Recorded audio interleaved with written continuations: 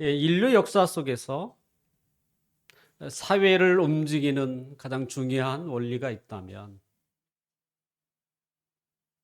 우리가 너무나 잘 알 거라고 생각되는 무엇을 심든지 그대로 거둔다라고 하는 인과율이라고 말할 수 있죠.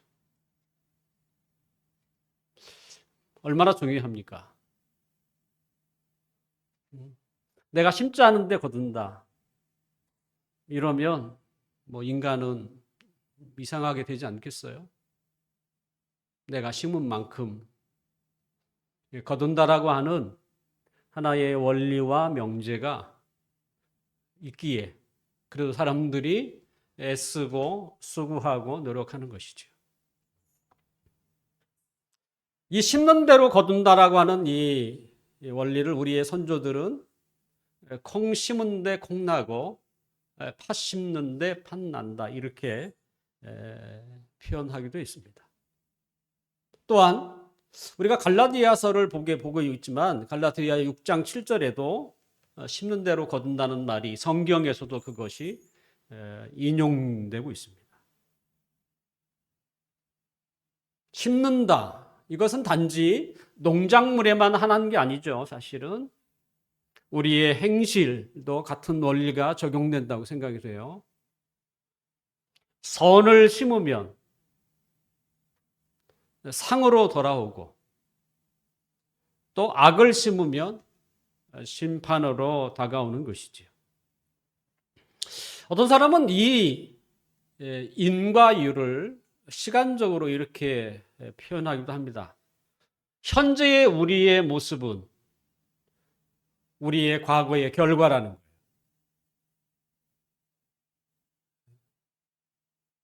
뿐만 아니라 우리의 현재는 미래의 내 모습이다. 이렇게 말하기도 합니다.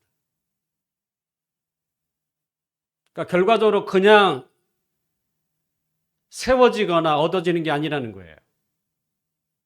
오늘 내가 무엇을 심느냐에 따라서 내 미래가 영향을 미친다는 거잖아요. 내 과거가 어땠느냐는 내 현재의 모습이라는 거예요. 그때 심겨진 것이 현재 내가 지금 얻고 있는 것이라는 거죠.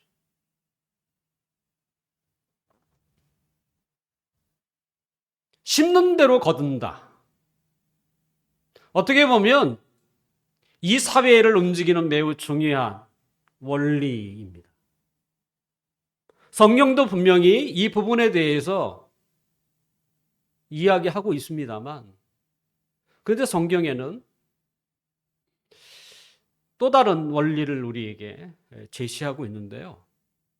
그것은 좋은 나무는 아름다운 열매를 맺고 못된 나무는 나쁜 열매를 맺는다라고 하는 원리예요.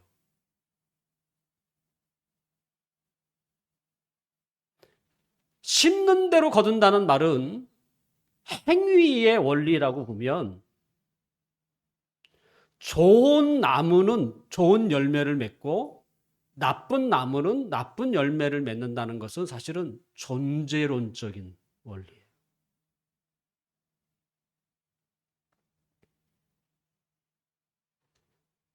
어떻게 보면 서로 상반되는 것처럼 보입니다.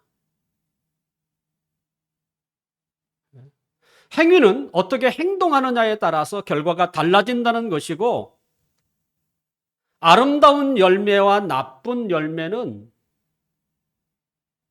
그 나무에 달려 있다는 이야기도 합니다. 어떻게 보면 사회는 행위를 사실은 좀 강조하는 것 있죠. 열심히 하라, 수고하라, 노력하라, 더. 왜냐하면 내 미래가 결정되기 때문에. 하지만 성경은 존재를 더 중요하게 여겨요. 내가 어떤 사람이냐, 어떤 존재냐. 그것이 좋은 나무면 좋은 열매를 맺는 건 당연하다는 것입니다. 접근하는 게 좀 달라요. 분명 행위와 존재는 다 중요합니다. 그리고 그 행위와 존재 가운데서 우선순위를 뭐가 더 중요할 것인가? 뭐 닭이냐? 뭐 계란이나 뭐 비슷한 의미를 이야기합니다만 성경은 존재가 행위보다 우선된다 얘기해요.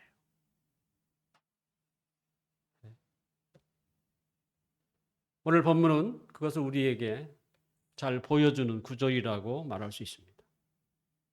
사도 바울은 왜 존재가 중요한가?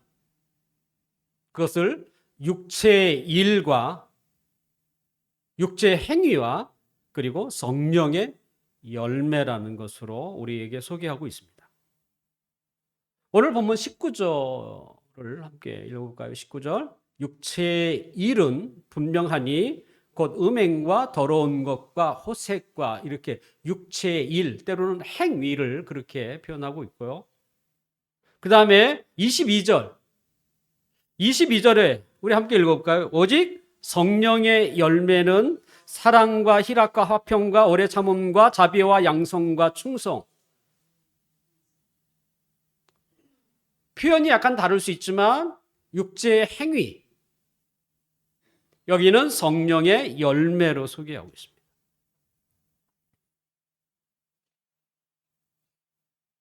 육체의 행위라고 할 때 육체라는 말은 사실은 죄를 지으려고 하는 악한 마음, 이렇게 우리가 이해를 하면 좋을 것 같아요. 그 다음에 성령님은 어떻게 이해합니까? 예수 그리스도를 통해서 죄사함 받은 자에게 하나님이 그의 영, 성령을 하나님의 자녀들에게 그죠? 주는 거죠. 영으로 주는 거죠. 그걸 우리 성령님이라고 표현하는데 뭐 그렇게 하면 좀 복잡하니까 우리 안에 뭐예요? 선한 마음. 이렇게 이해하면 좋을 것 같아요. 우리가 보기에 이 세상에는 선한 사람도 있고요. 악한 사람도 있습니다. 흉악한 자도 있고 법이 없어도 살 수 있는 선한 사람도 존재합니다. 우리 얘기하는 게 아니에요. 이 세상에 살고 있는 사람들 이야기입니다. 뭐 그 중에 우리도 들어갈 수 있겠다, 뭐 있을 수 있겠지만, 자, 악하고 흉악한 자라고 해서 그의 모든 것이 다 악할까요? 우리는 그렇지 않다는 것을 인생을 살면서 너무나 많이 봐요. 아니, 모든 것이 다 흉악한 것밖에 없다고 생각했는데, 너무 놀라워. 저 부분은 너무나 본받고 싶은 모범적인 모습도 보여요.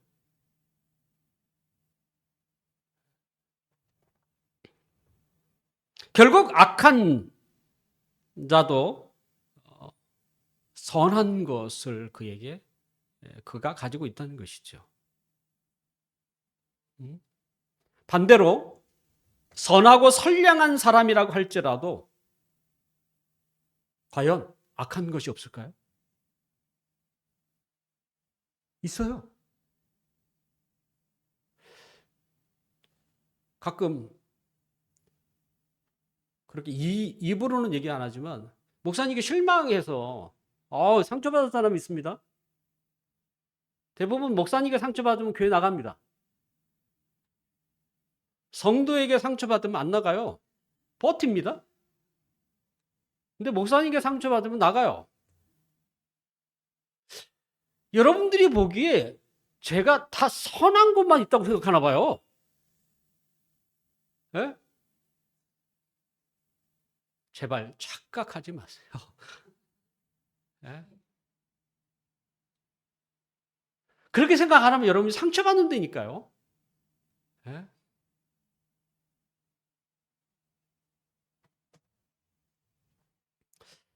제발 저 때문에 받지 않았으면 좋겠어요.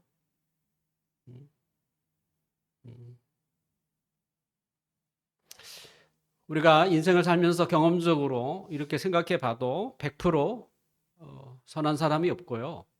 100% 악한 사람이 없습니다.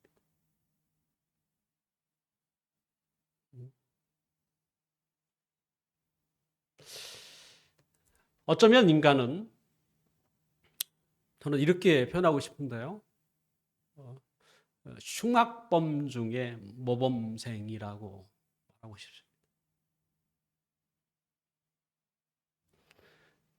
흉악한 범죄를 저지른 사람이 교도소 안에서는 너무 모범생인 거야. 그런 예가 얼마든지 있을 수 있죠. 그게 인간을 잘 표현해 주지 않을까.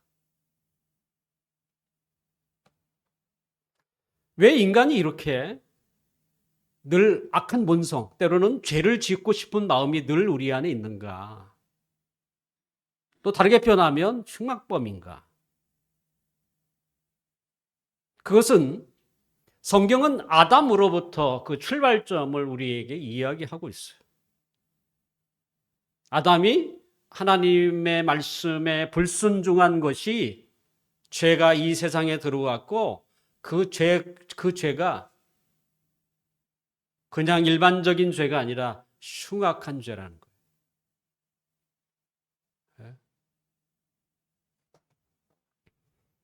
아담만 그런 게 아니라 아담을 통해서 이 땅에 내려오는 그의 후손들 전부에게 그 죄책이, 우리가 다르게 표현하면 유전인데요, 넘겨진 거죠.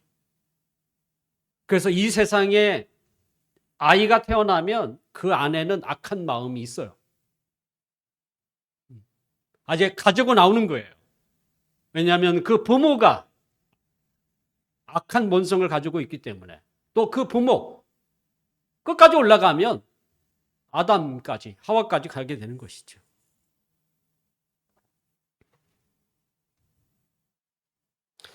사도 바울은 이런 악한 마음, 죄를 짓고 싶은 이런 마음을 가지고 있는 사람들이 범하는 행실이, 그러면 뭐 결과라는 게 있을 거 아니에요. 사람이 그러니까 당연히 거기에 맞는 결과물들이 우리의 행위로 나타나지 않겠습니까? 그 행위를 바울은 15가지로 소개하고 있습니다. 뭐 한번 읽어볼까요? 20절이죠. 20절.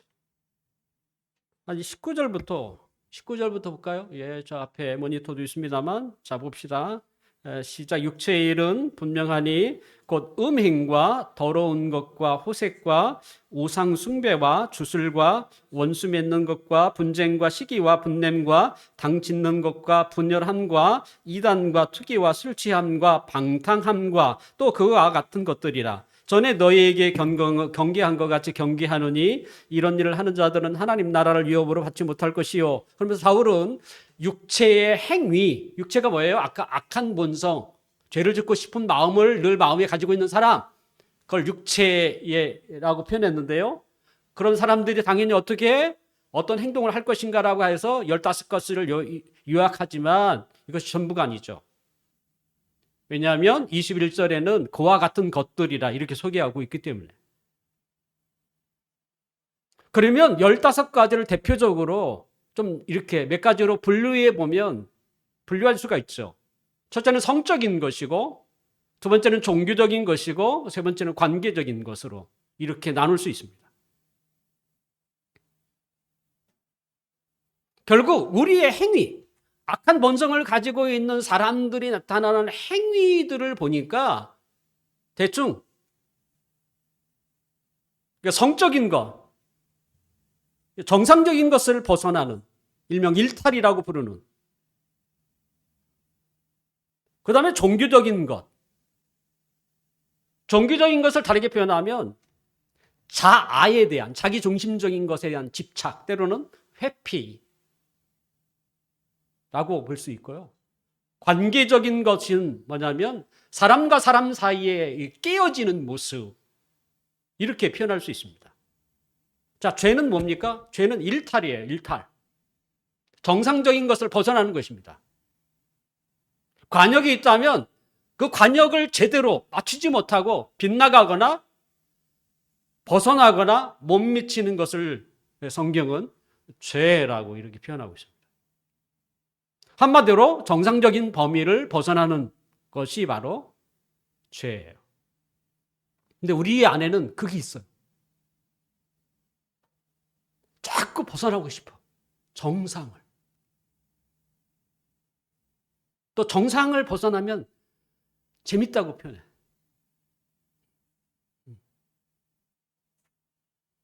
그런 데서 쾌감을 또 느껴. 그러니까 못된 거죠. 악한 거죠. 정상 안에서 그걸 더 기뻐해야 되는데 정상을 벗어나는 일탈에서 우리가 막 기쁨을 누리는 거야. 거기에 호기심도 더 갖고. 그게 인간의 마음속에 있는 악한 본성이에요. 특별히 어떤 부분에서 성에서 무분별하게 때로는 비정상적인 방법으로 그 기쁨을 누리려고 하는 것이죠. 우리 모두도 부인할 수 없는.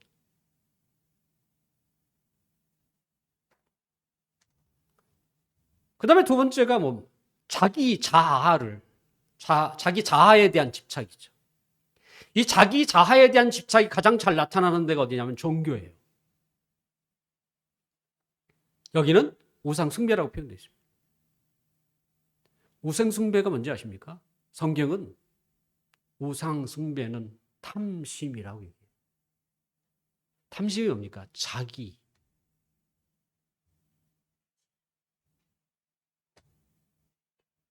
어떻게 보면 가장 악한 행위라고 할 수 있죠.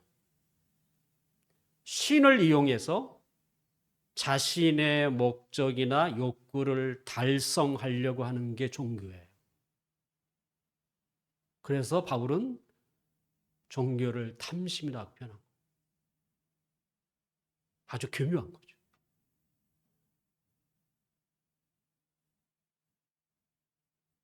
그렇게 열심히 기도하고 있는데 그 기도를 들어봤더니 자기 탐욕을 위해서 신께 기도하는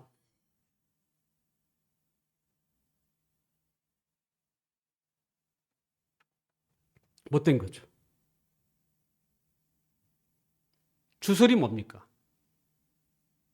주술은 자기의 욕구를 채우기 위해서 악한 세력을 이용하는 것입니다.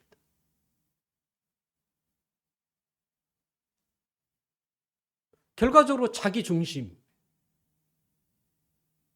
하나는 종교는 신을 이용해 먹는 거고 주술은 뭐예요? 악한 세력, 우리가 마귀라고 표현하는 귀신이라고 표현하는 것을 이용해서. 왜 이산날짜가 그렇게 중요합니까? 비만 안 오면 되지. 그런데 이사하는 날짜마저도 어떻게 해요? 그걸 뭔 날, 손 없는 날.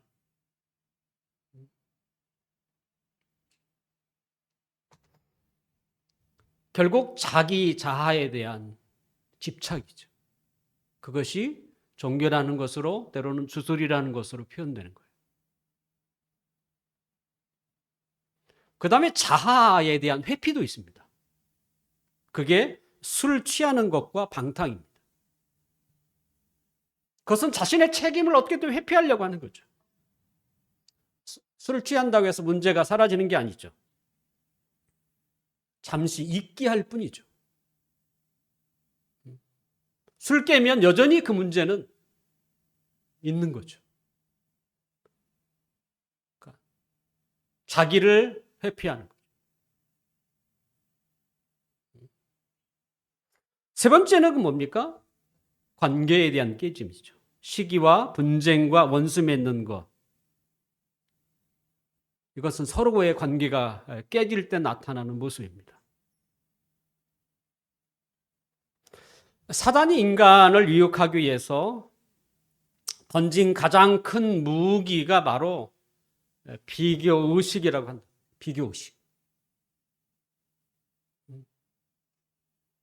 그래서 대부분의 사람들, 상담이나 심리학자가 말하기를 95%가 열등감에 사로잡혀서 살고 있대요.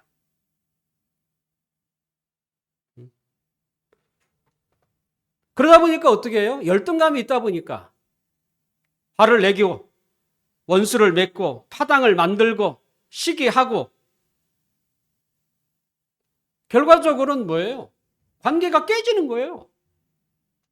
내가 저 사람과 비교하기 시작하면 깨지는 소리가 들리는 거죠. 그래서 분리가 되는 것이죠. 바울 서신 중에 문제가 가장 많이 있는 교회를 예를 든다면 고린도 교회. 어쩌면 그렇게 다양한 문제를 가지고 있을까? 한 교회. 그거에 비하면 우리 교회는 뭐 문제가 그렇게 많지 않아요. 고린도 교회는 별의별 문제가 많은. 그런데 바울이 제일 먼저 언급한 것이 뭐냐면 중요한 거죠. 파당. 서로 어떻게 나눠지는지.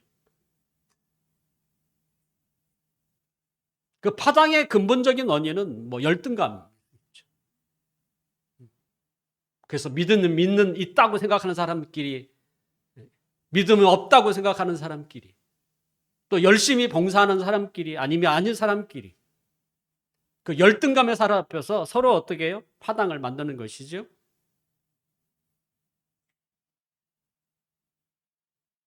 그래서 한 교회에 이파 저파가 많으면 그 공동체는 사실은 깨어지고 있는 겁니다. 그래서 바울은 고린도 교회에 가장 먼저 이 파당 이야기를 해요. 성경은 일치를 강조합니다. 우리는 하나다라는 거예요. 믿음도 하나요. 한 아버지를 모시고 있는 하나요. 세례도 하나요. 우리의 모든 것은 다 하나. 그런데 자꾸 뭐예요? 인간의 열등감과 비교의식으로 인해서 깨어지는 거죠. 공동체가 허물어지는 것이죠. 분명 우리는 이 하나됨을 지켜야 됩니다. 어떻게 됐든. 이 파당 나눠지는 것을 경계해야 되고. 일치가 좋고 하나가 중요하지만 그렇다고 해서 사실 모든 것을 포용하라는 말은 아니죠. 포용할 수 없는 것도 있죠. 성삼위 하나님에 대한, 그리고 성경 영감에 대한, 성경이 하나님의 말씀이라고 하는 이 사실, 그리고 구원에 대한 이야기죠. 이건 포기할 수가 없죠. 사실 바울이 갈라디아서를 쓴 목적도 뭡니까? 구원이잖아. 이건 포기할 수 없다는 거예요.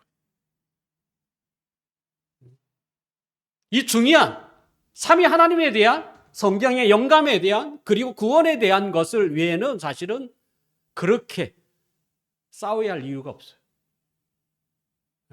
좀 이해하면 되는 거죠. 그것이 우리로 하여금 분리하도록 만드는 요인 뒤에서는 안 된다는 것이죠.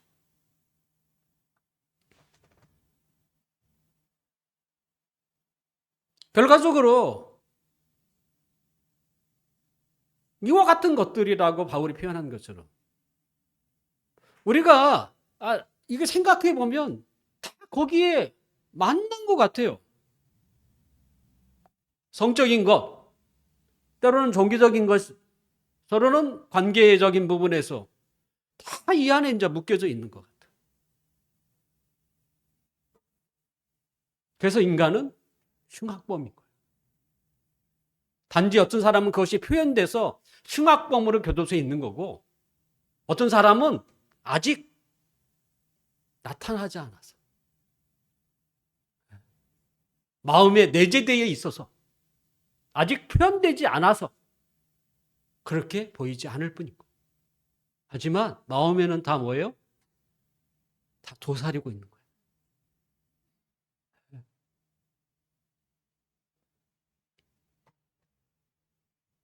이런 흉악한 마음을, 악한 마음을 우리가 가지면서도 왜 흉악범 중에 모범생인가? 라고 이야기하면 여전히 우리는 아담이 범죄하였지만 하나님의 형상대로 빚어진, 지어진 그는 하나님의 형상이 온전히 사라지지 않았기 때문에 다행이죠. 그래서 우리가 흉악범인데도 불구하고 어떤 부분에 대해서는 선한 일을 할 수 있는 거예요. 우리를 지으신 하나님의 형상이 온전히 파괴되지 않아서. 그러니까 악을 행하는 중에도 조금 선이 있는 거예요. 착함이 있는 것이죠. 그러므로 우리는 우리 스스로가 내 안에 악한 본성이 있구나. 이것을 인정해야 합니다. 냉철하게 그것을 우리가 바라볼 수 있어야 되고 인정할 수 있어야 합니다. 그러면서 우리가 놓치지 말아야 할 또 하나가 뭐냐면 우리가 하나님의 형상대로 창조된 사람입니다. 그래서 사람의 생명을 귀하게 여기는. 왜요? 하나님의 형상이 훼손되지 않아서. 그래서 사람의 인권이 존중받아야 되고 또 사람을 긍휼히 여겨야 하고 때로는 사람을 사랑해야 하는 거예요. 뭐 때문에? 흉악한 우리지만 우리 안에도 여전히 하나님의 형상이 남겨져 있기 때문에.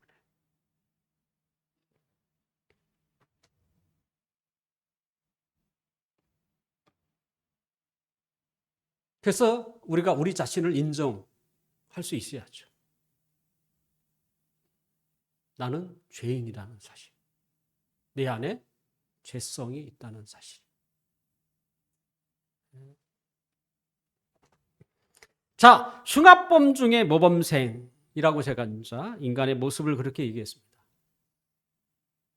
이들이 누군지 아십니까? 이렇게 구분하면 안 되겠지만 저는 세상 사람들이라고 얘기하고 싶습니다. 결국 그들의 존재가 그들의 모습을 낳았던 것이죠. 분명 그들의 모습 속에도 선함이 있습니다. 하지만 그들은 뭐예요? 죄인입니다. 죄인이에요. 죄가 훨씬 많습니다. 그들을 의인이라고 선인이라고 불리기에는 죄가 너무 많아요. 죄인입니다. 그러므로 그들은 하나님 나라의 복을 받을 수가 없습니다. 분명 그들도 천국을 소망하죠. 하지만 천국을 갈 수가 없습니다. 그들도 삶을 살아가면 자기가 원치 않게 인생에 주는 무기가 있어요. 우리 어르신도 계시지만 저 정도 연세가 되면 본인의 의사와 상관없이요, 약 먹어야 돼요. 당뇨, 혈압약 먹어야 되고, 관절 먹어야 되고, 소화가 안 돼서 소화약 드셔야 되고, 또 대상포진 약도 드셔야 되고, 약이 한 주먹. 원해서 먹는 게 아니에요. 그럼 젊은 사람들은 똑같아요. 나이만 먹는 게 아니에요. 그 나이를 먹으면 먹을수록 인생에 주는 수고와 짐이 붙어 다녀요. 우리는 그와 같은 인생에 주는 수고와 짐들을 벗어버리고 싶지만 길이 없어요. 방법이 없어요.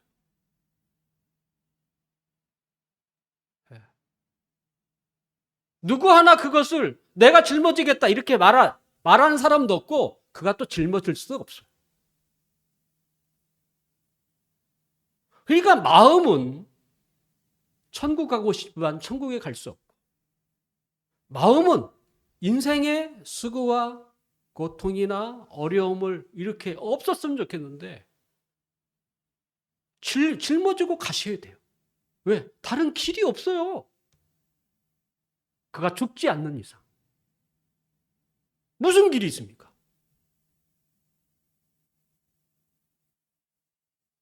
새로 대통령이 되셨다고 그분이 우리의 인생의 짐을 내가 대신 짊어지겠다 이렇게 말할 수 있나요?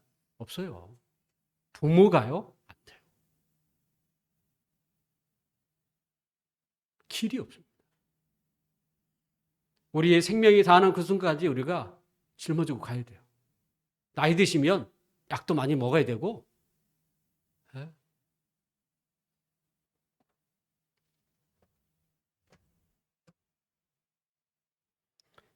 이것이 바로 죄인의 모습입니다.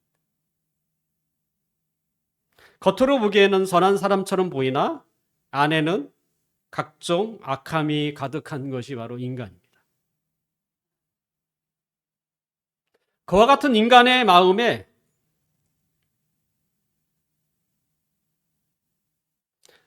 성령님이 들어오시는 자가 있는데 그들이 누구냐? 하나님의 자녀예요. 하나님의 자녀. 아까 얘기했던 육체, 악한 마음을 죄를 그 죄성을 가지고 있는 그래서 그렇게 행동할 수밖에 없는. 한마디로 죄인인 사람들. 길이 없다고 그랬어요. 실제 길 없습니다. 그런데 하나님이 우리에게 길을 보여주는 거죠. 무엇을 통해서? 성경을 통해서 우리에게 길을 보여주는 거예요. 천국을 소망하면 천국에 갈 수 있고, 인생에 주는 수고한 무거운 짐을 덜어버릴 수 있는 길이 생긴 거예요. 그러려면 어떻게 해야 됩니까? 우리의 존재가 바뀌어야 되는 거예요. 악한 본성을 가지면 악한 행동을 하는 것처럼 우리의 존재가 달라져야 한다는 거예요. 그것을 성경은 뭐라고 하냐면 오늘 바울은 성령님이라고 표현하고 있는 것입니다.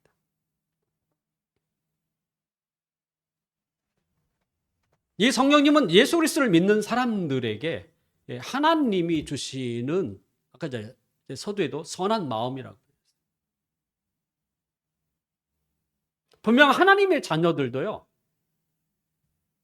죄를 짓습니다. 죄를 지어요. 그렇죠? 우리도 알잖아요. 우리가 하나님의 자녀지만 죄를 짓고 있는. 그런데 우리의 신분은요, 죄인이 아니에요. 죄인이 아닙니다. 왜냐하면 예수 그리스도께서 그의 십자가의 죽으심으로 우리의 죄값을 이미 다 이렇게 치르신 거예요. 그래서 우리가 짓는 죄는 이미 용서받은 죄예요. 누구도 추궁할 수 없는 죄죠. 왜냐하면 용서를 이미 받았기 때문에 값을 다 치른 거예요. 죄는요, 이 값을 치르는 이야기예요. 그래서 우리나라도 뭐 민사가 있고 형사가 있지 않습니까? 민사는 뭐예요? 그 죄에 대한 돈으로 지불하는 거예요. 그게 민사예요. 형사는 뭐예요? 형을 살아야 되는 거야. 그 죄에 대한 값을 치러야 되는 거야. 그런데 하나님의 자녀에게는 그 죄에 대한 값을 뭐예요? 이미 예수님이 다 치르신 거예요. 그래서 우리가 짓는 죄는 다 뭐예요? 값이 필요하지 않는 용서받은 죄인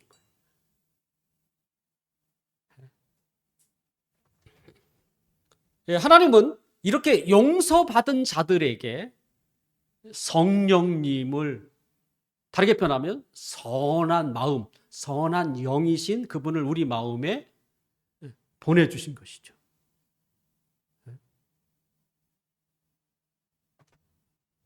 그래서 본래 우리는 뭐예요? 악한 마음이 있고, 그러니까 세상 사람들은 악한 마음만 있는 거야.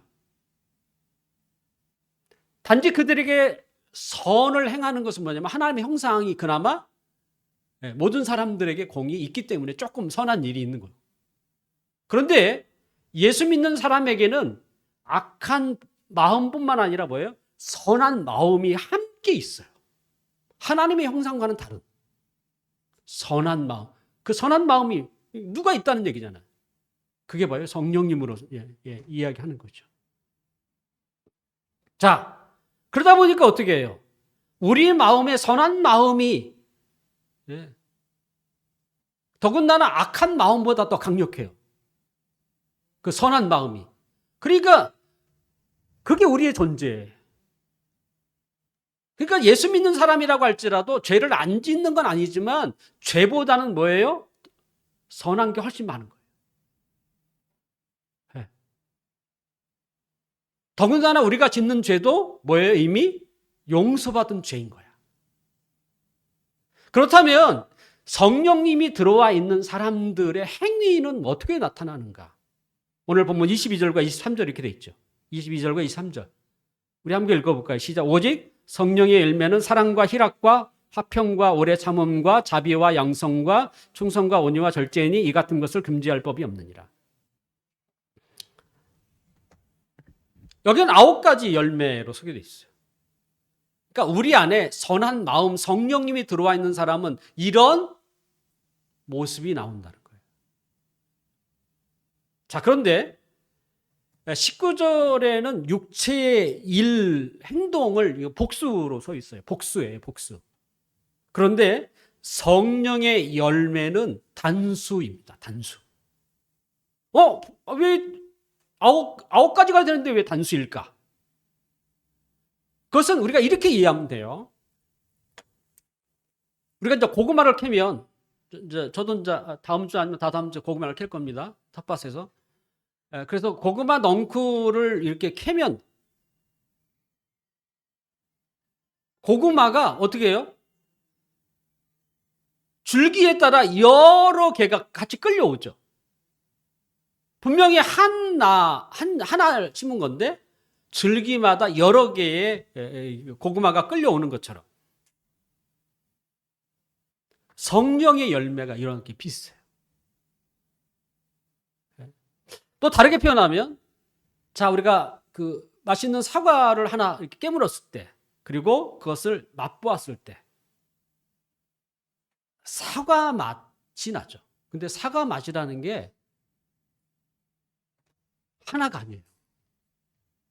달콤하고 새콤하고 여러 가지가 그 안에 섞여 있는 거예요. 우리는 그것을 사과 맛이라고 부르는 거예요. 그러니까 하나의 맛이 아니에요. 성령의 열매는 단수입니다.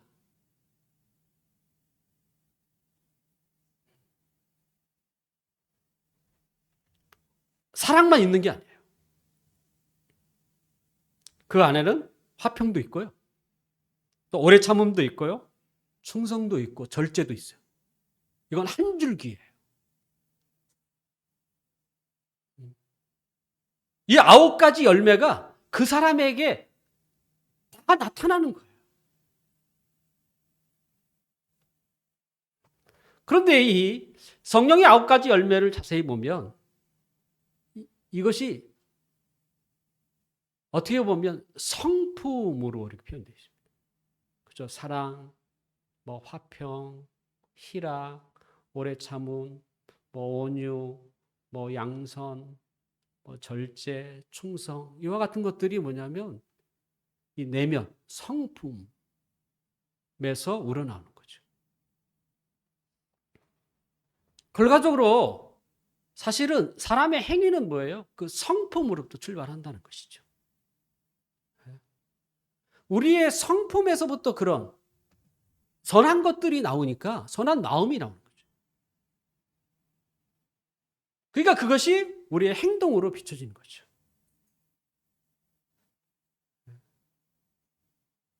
그래서 그것을 어떻게 막을 길이 없는 거예요.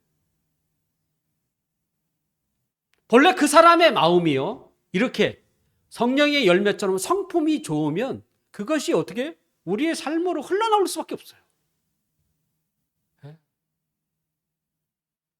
이게 하나님의 자녀의 모습이에요. 그들에게는 사랑이 있고 안에 평안이 있고 충성심도 있고 절제도 있고 온유도 있고 그 안에 이 사람은 사랑만 많아, 이 사람은 이렇게 되는 게 아니에요. 이 9가지 맛이 하나님의 자녀에게는 다 있어요. 다 표현되는 거예요, 사실은.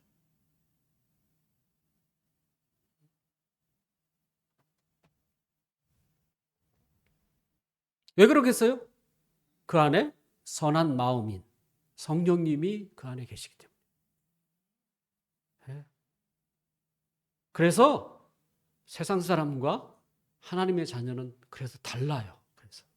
그래서 다른 거예요.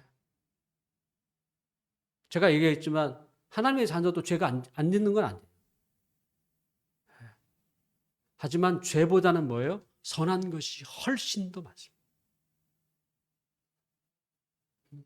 왜요? 그 존재가 이 안에가 달라요. 다르기 때문에.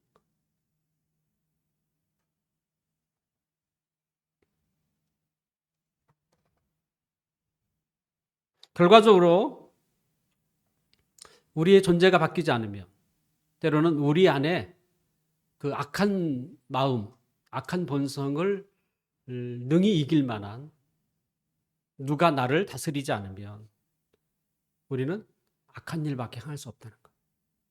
하지만 그 악한 마음을 누르고 지배할 수 있는 강력한 선한 마음이 우리에게 있으면 우리는 자연적으로 선한 행실을 할 수밖에 없다는 것. 제가 서두에 심는 대로 거둔다는 얘기했습니다. 무엇을 심느냐에 따라서 그것을 거둔다는 것이죠. 하지만 그것보다 더 중요한 게 뭐예요? 내가 누구냐. 내가 누구냐. 그게 더 중요하다는 것. 내가 하나님의 자녀인가? 아니면 하나님 밖에 있는 사람인가? 그게 훨씬 더 중요하다. 나의 존재에 따라 내 행실이 달라지는 거예요. 내 마음에 따라 내 모습이 달라지는 거예요. 아름다운 열매는요, 아름다운 나무이어야 합니다. 못된 열매는 못된 나무가 맺히는 것입니다.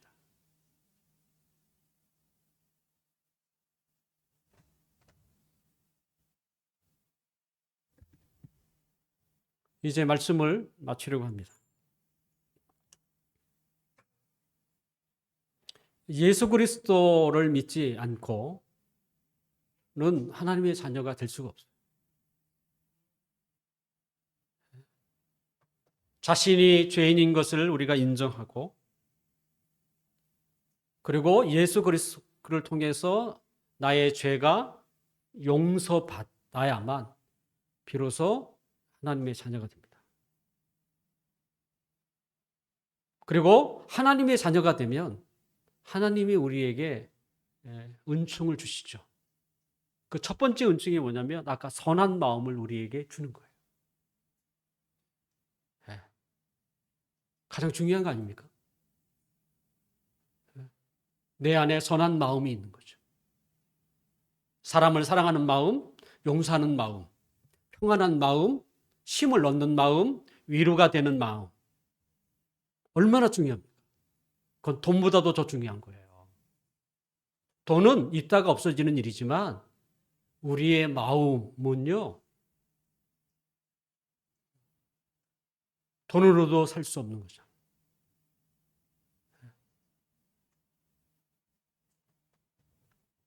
누구에게? 하나님의 자녀에게 주는 거예요. 우리 모두가 이런 하나님의 놀라운 은총을 받는 하나님의 자녀가 됐으면 좋겠습니다.